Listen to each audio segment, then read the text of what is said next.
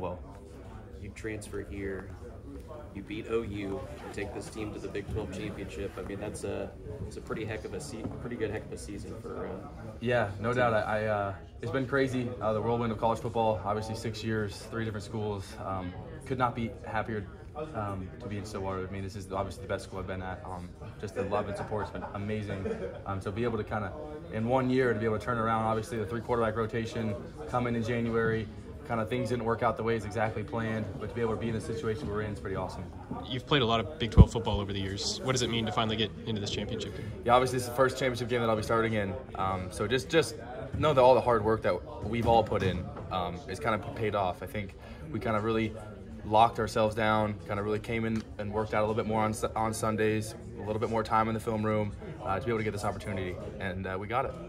Can you explain, maybe you've been asked, I apologize, can you explain the slow starts the last 3 games? These are games that, after what you'd accomplished to that point, you should have fared better than those 3 first halves. Yeah, I would say the first halves would be good. I think the first drive this game was good. We moved the ball down the field, right?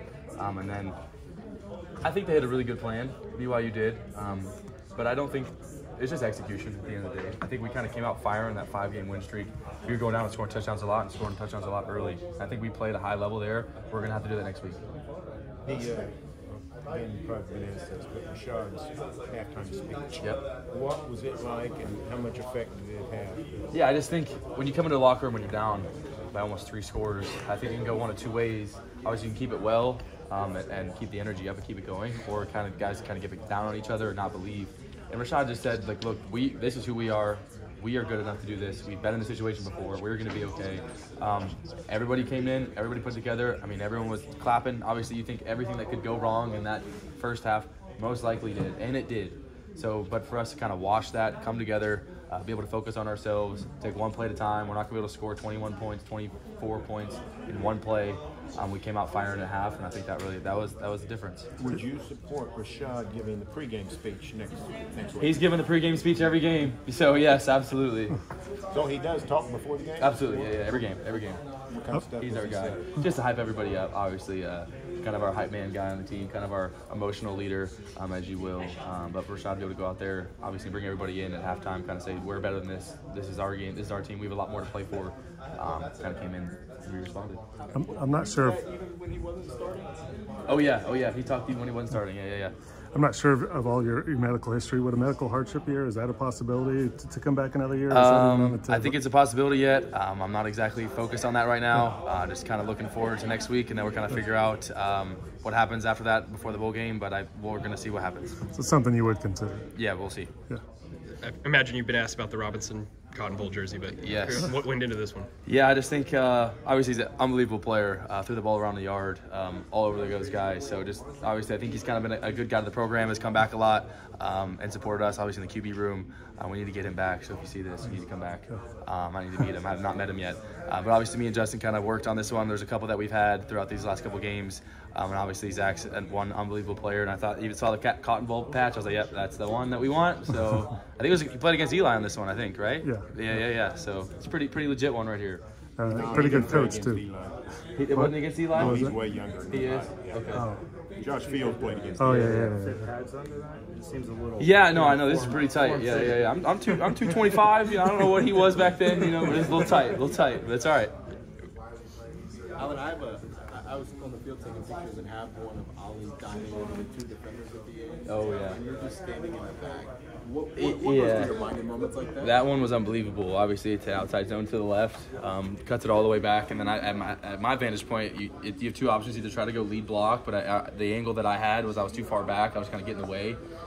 So for him to be able to just run and jump and throw his body into it, obviously, Coach Gundy says all the time, you got to give up your body for your teammates, and I think that was a perfect example because it's in double overtime. It's raining. It's a good opponent that's trying to get to a bowl game, and so to put anything he had on the line and got in, it was pretty special. I had the best seats in the house, and it was legit.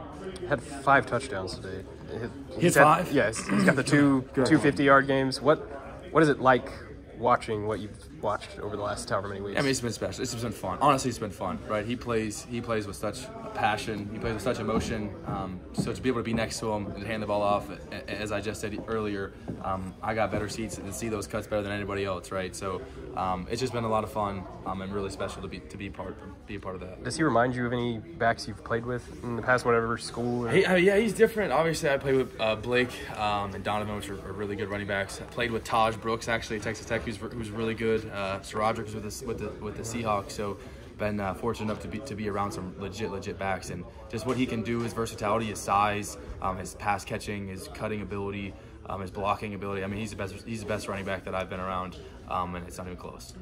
How special was that embrace for you guys at the end? Everybody else is in the middle of the field storming, and you guys are in the end zone hugging. Yeah, I mean, this is kind of what we've been through, right? Obviously, the beginning of the season didn't start out well for him as how he would like. It didn't kind of start out for how I would like. So be able to kind of go on this run and kind of do this and kind of seal off the regular season in this emphatic way was kind of a embracement of all the hard work and all the long talks that we've had, kind of ups and downs, but kind of seal it off and now let's go get a win. What do you think of your game overall today? Obviously, stats aren't going to weren't great, but like I said, I pride myself on not being able to taking sacks, staying in front of the. Appreciate you, my guy. Have a beautiful evening, Ollie. Have a beautiful evening. Love you too. But not being able to take sacks, right? Be able to throw the ball away when stuff's not there, to stay in front of the chains. I think that's one of my attributes. But you know what? That means the completion percentage is not going to be where we want it to be every single week. And then you got to give props to number 5 at BYU. They schemed us really well on that interception for 6. He made a really good play on it. They made a really good play on the other one. So obviously, not as many touchdown passes as we would like, and the touchdown interception ratio probably is not great. But as long as we're winning games, I think we played at a high level.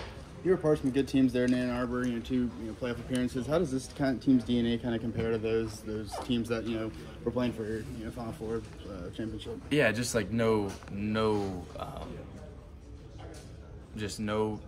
refusing to lose is what I was going to say. At Michigan, it was every single game we went into. There was it didn't matter what happened, we were going to win the game. We all believed that, and I think we've seen these past 2 weeks, we're getting to that where it's like we've had about as bad as a half, about as bad as a game at UCF to be able to come back and play in Houston, as bad as a quarter. So just be able to take punches and come back in is kind of relevant of what I see as the championship teams that I've been on. Do you think that's more of a mentality thing, or is that a skill thing? Is that just a combination of everybody just kind of buying in? I think it's belief. Yeah, belief, buying in and working hard and knowing that when you work throughout the week, that it's going to allow you the opportunity to play at a high level. So to be able to work hard, and then whenever things do not go our way, what we would like, we believe in each other. We can kind of come tighter, come closer, and come out with a win.